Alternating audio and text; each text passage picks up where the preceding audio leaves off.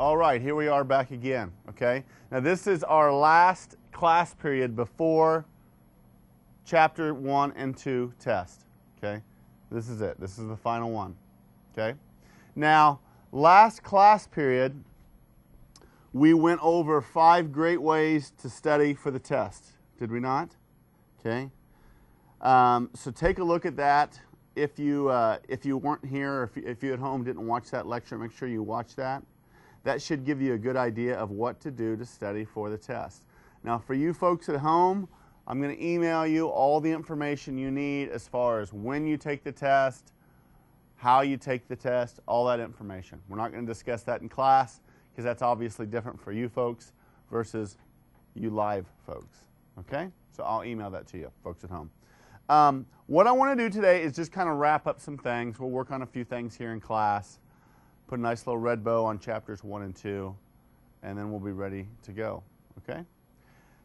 The first thing that I want to do is I believe I assigned chapter or exercise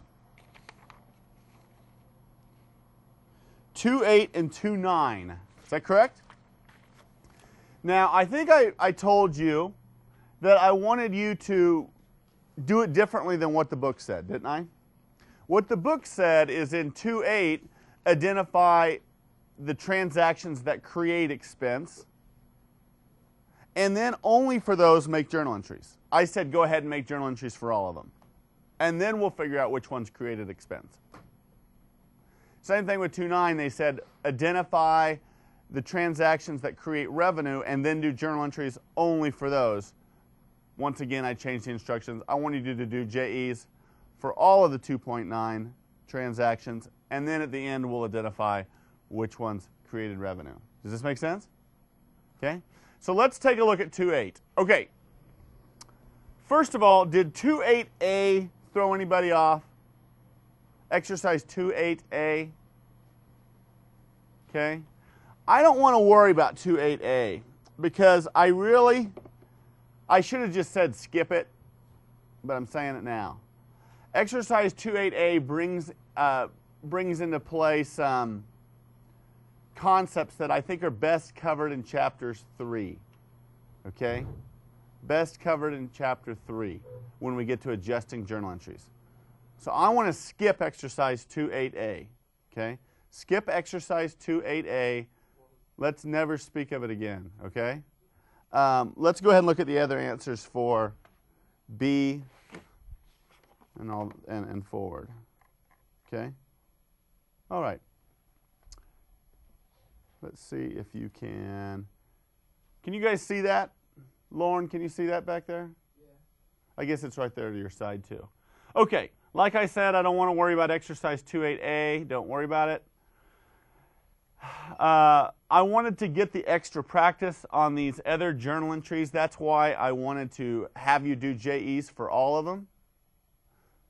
But also, I think that what they're trying to teach in these 2 exercises are best accomplished if we do all the JEs.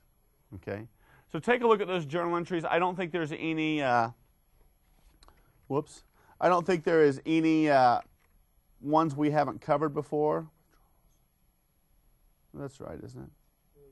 Did I spell withdrawals right? That's what I was thinking. Withdrawals, that's kind of Texas, right? There we go. Okay. So there are the answers. Are there any questions on exercise 2.8 as far as making the actual JEs? Okay, what do they ask? They ask which of these situations create expenses, right?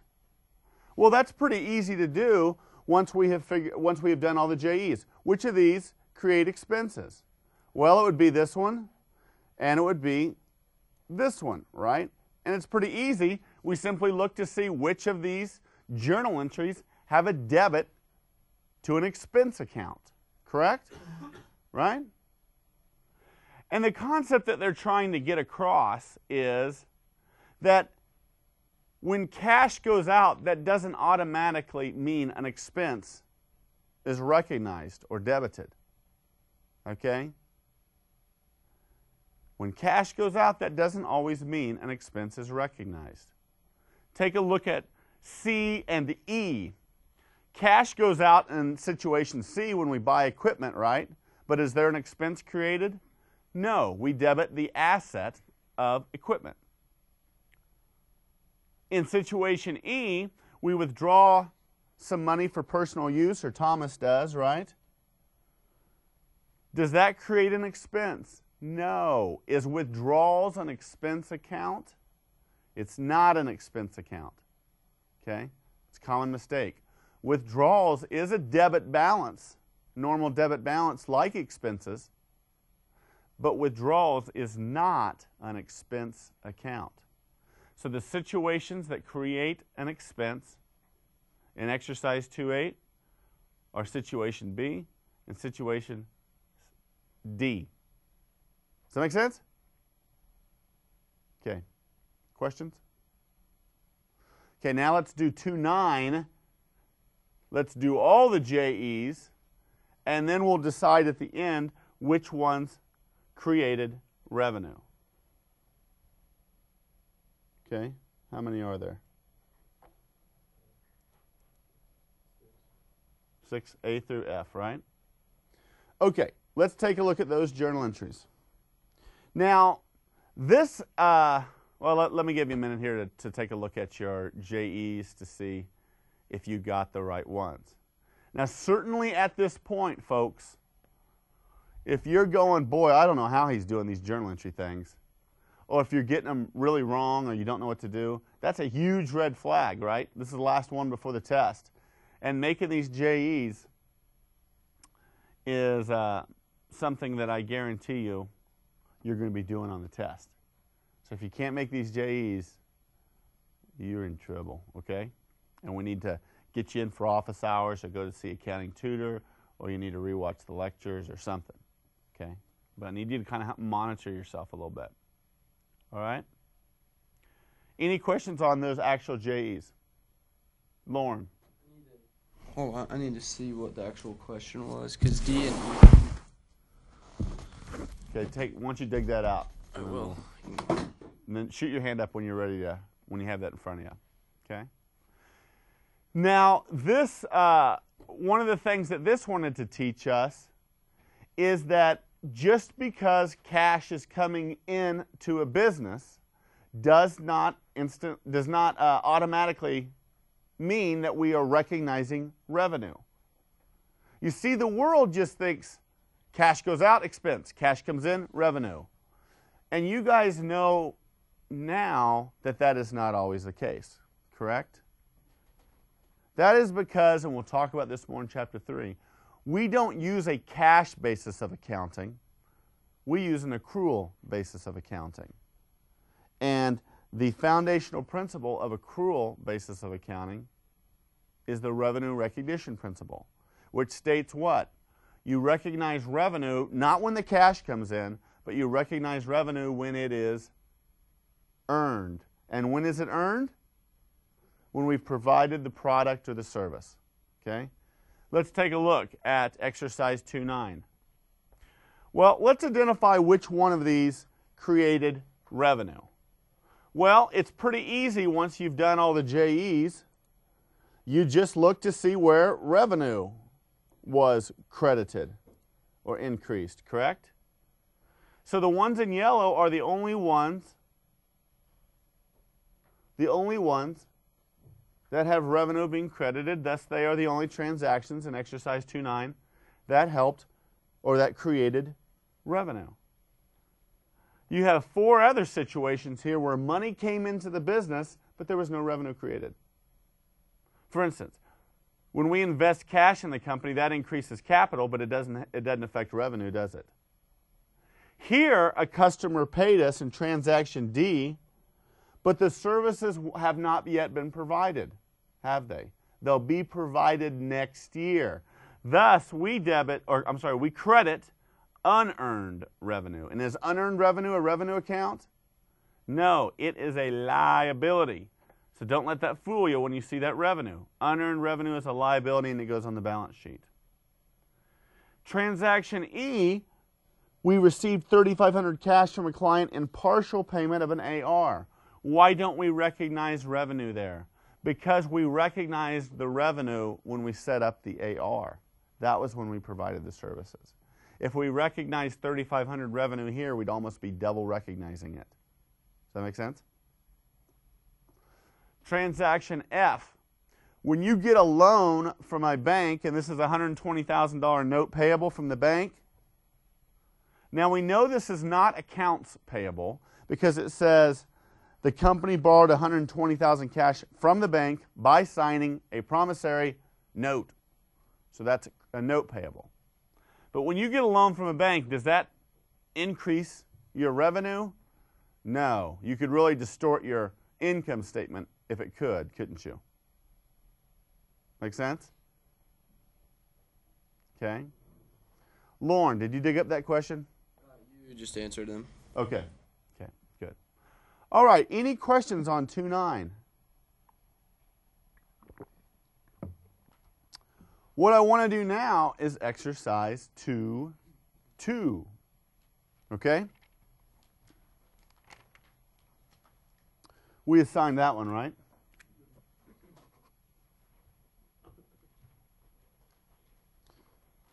Okay. This is a good one, but sometimes students have a little difficulty in it. So let me see if I can make it a little easier for you. Use the information in each of the following separate cases to calculate the unknown amount. Okay, during October, Alcorn Company had $104,750 of cash receipts and $101,670 of cash disbursements. And you know what a cash disbursement is? A disbursement and a cash payment, same thing, money leaving you. The October 31 cash balance was $17069. Determine how much cash the company had to close at business on September 30th. Okay? Okay, let me show you how I do these. Basically, what accounts are we talking about here? Cash, right? Okay. So I think what is easiest, let me try this pen and see if it doesn't show up, I'll switch over to a Sharpie.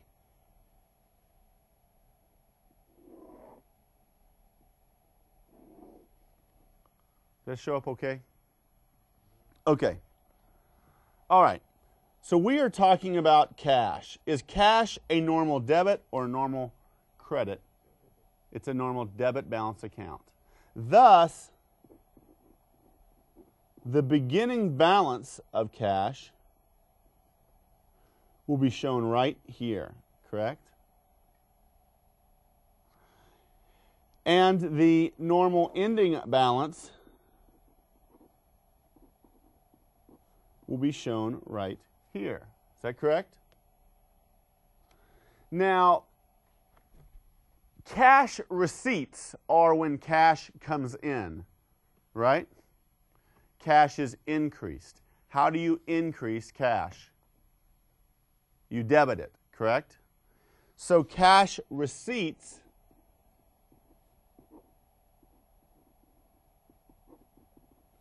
would be shown here, correct? And finally, that talks about cash disbursements, doesn't it?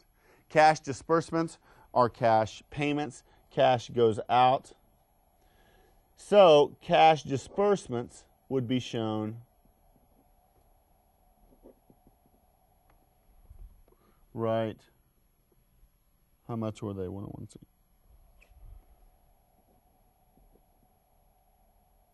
I'm not spelling very well today. Disbursements is one of those words I can never remember if that's a B or a P. Okay, it's a B. Cash disbursements will be shown right here, correct?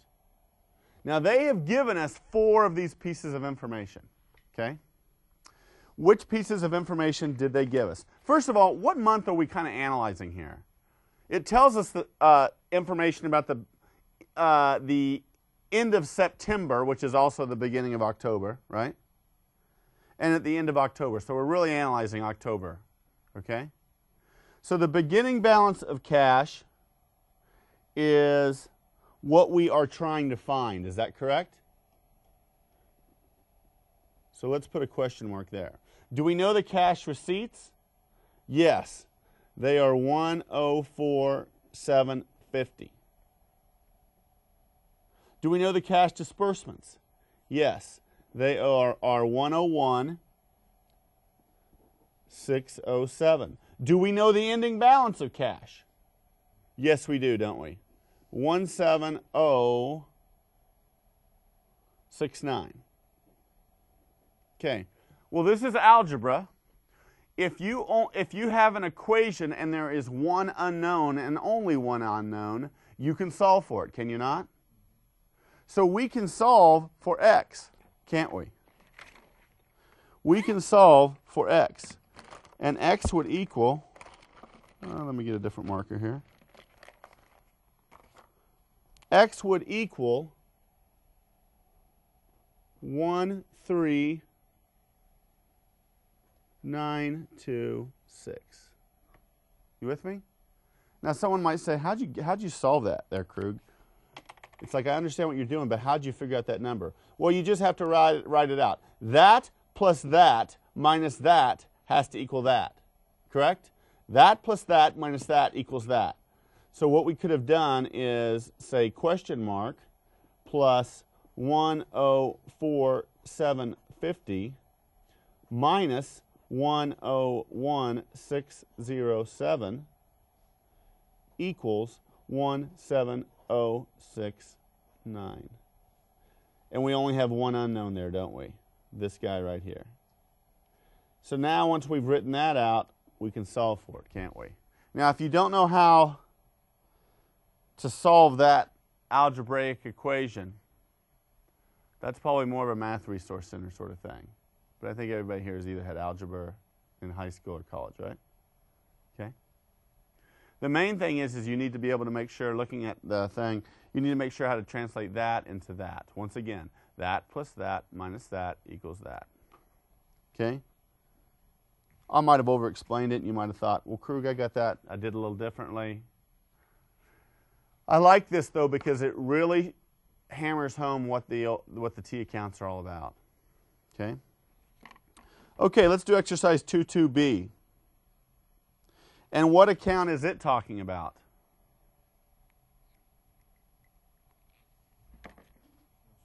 Thank you. Accounts receivable. Okay?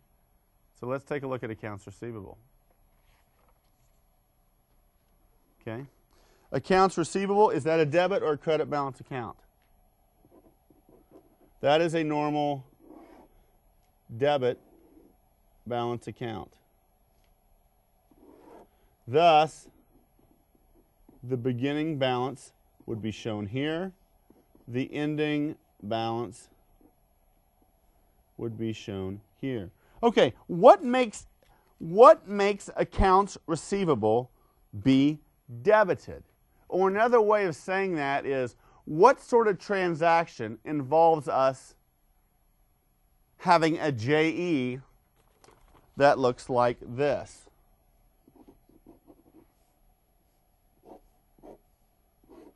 What sort of journal entry makes accounts receivable be debited?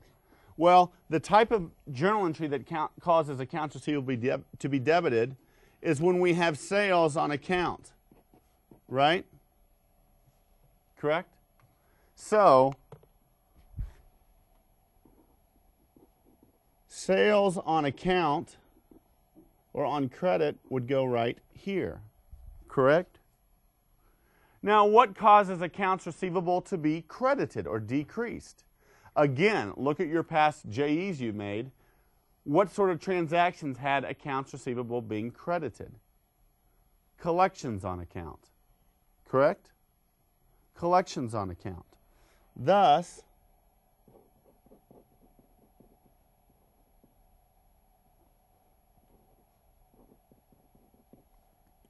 that goes right here, okay?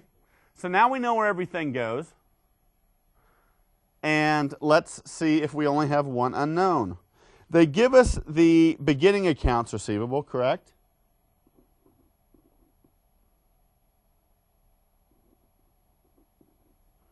They give us the collections on account.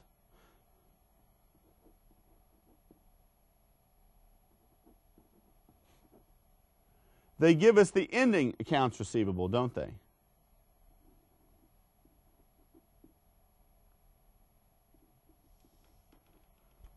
The one thing that we don't know is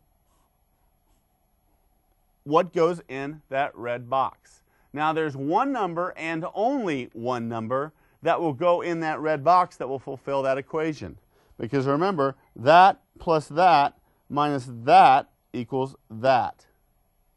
And if we solve for that, what are our sales on account? Did anybody get it?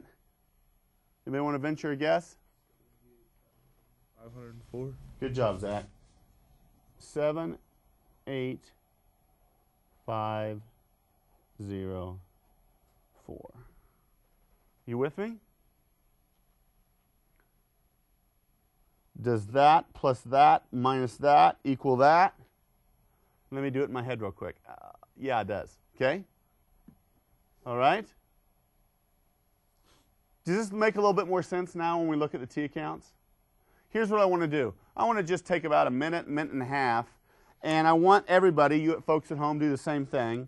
Let's go ahead and do exercise 2.2c. Now, you may have already done it.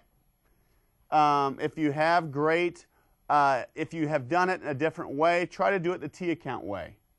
Try to ask yourself, what makes AP be debited? What makes AP be credited? Because that's the account in question in exercise 2.2c. So let's take about 90 seconds or so, play that wonderful JCCC music, and we'll come back and we'll go over the answer here in a second.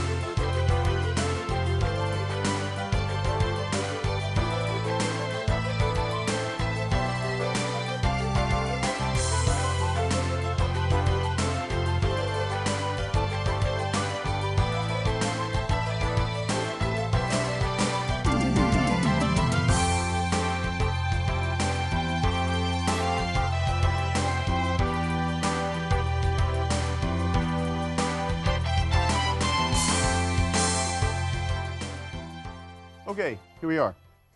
Let's take a look at AP. Now this time we are talking about a credit balance account. Thus the beginning balance is shown here. The ending balance is shown here. What causes AP to be credited? Purchases on account. What causes AP to be debited? Payments on the accounts payable. So I filled in the numbers that they gave us, and we only have one unknown. Now this plus this minus this has to equal this. So there's one number and only one number that goes in that blank that fulfills that equation. And that number, if I do it in my head, is 282,384. Did anybody else get that? You got it? Good job, Keith. Anybody else? I'm not seeing a bunch of people that got that. So if you didn't get it, do you get it now? Make sense? I want more than one person to validate that answer. Is there anybody else that got that answer? You did? Okay, good job. Okay.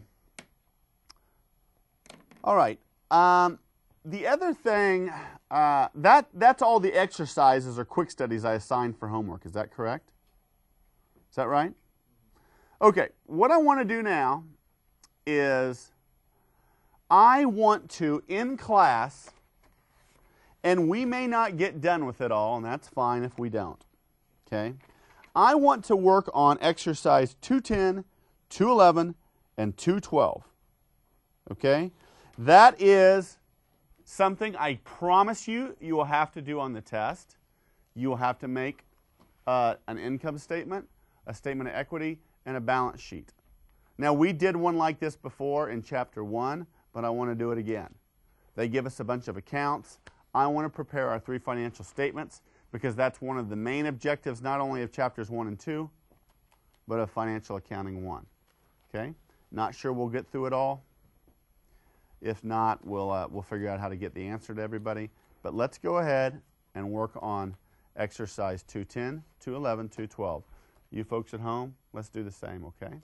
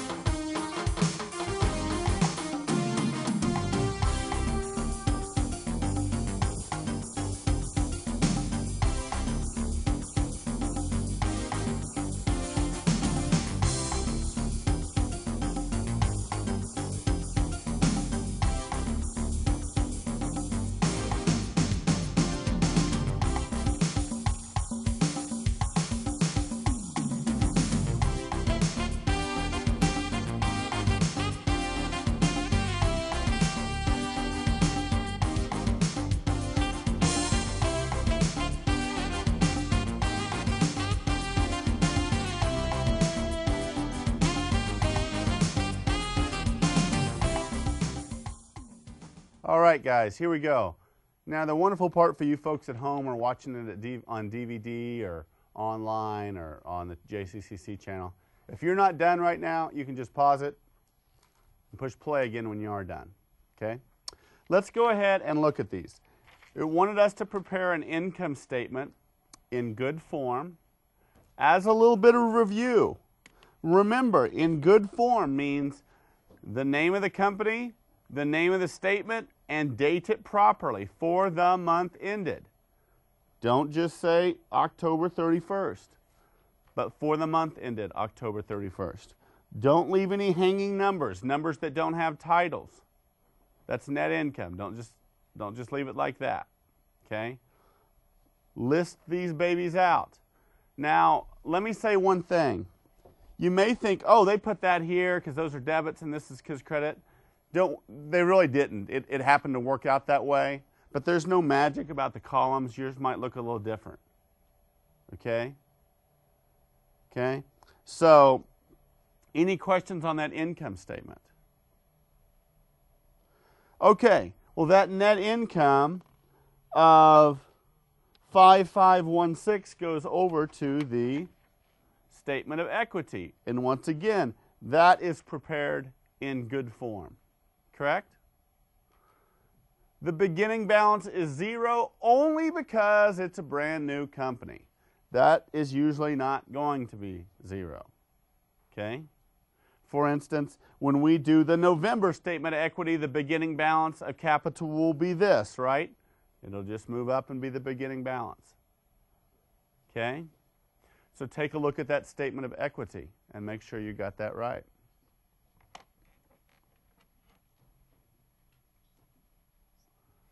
All right, and finally, the last financial statement, and remember you have to prepare them in this order, correct? Is the balance sheet. And this ending balance of capital flows down to there. Make sure you total these up. These need to be equal, and you need to label those. Now notice, balance sheet is the one that it's prepared in good form, but do not say for the month ended. On the balance sheet, you say either just October 31st or you could say as of October 31st. Okay? And we got about another minute and a half, so I don't want to lose you guys yet. Okay? All right, any questions on those financial statements? There's one last thing that I want to do real quick, and it won't take long. I asked you to read about the debt ratio, correct? And I just wanted to briefly touch on that. It's a very easy ratio. The debt ratio is simply calculated by taking your total liabilities, straight from your balance sheet, over your total assets. Now, the higher that calculated debt ratio, the more financially leveraged we say they are. And it talked about that on pages, I think it was 67 and 68. Okay? The more that company is relying on debt as opposed to equity to fund its operations. Okay? Now, certainly the risk with debt is you have to pay debt back in principal and interest payments, correct? So, just like in your real life, if you have a lot of debt, it is risky, isn't it? Okay? Same thing with a business. Now, that debt can pay off in the sense that if I can borrow money at like 7% and invest it in the company, maybe in a new product or in a new factory, and the company gets a return of 11 or 12%, is that a good move? That's a great move. If you can borrow at 7% and get an 11 or 12% return, that is a great, great return on what you borrowed. Okay? Of course, it can go the other way too, right? So the debt ratio, simply the total liabilities over the total assets. We are officially done with chapters 1 and 2, as you folks at home know. I will email you in regards to your test information. You guys know what to do. We talked about it before class, okay? See you later and good luck on the test.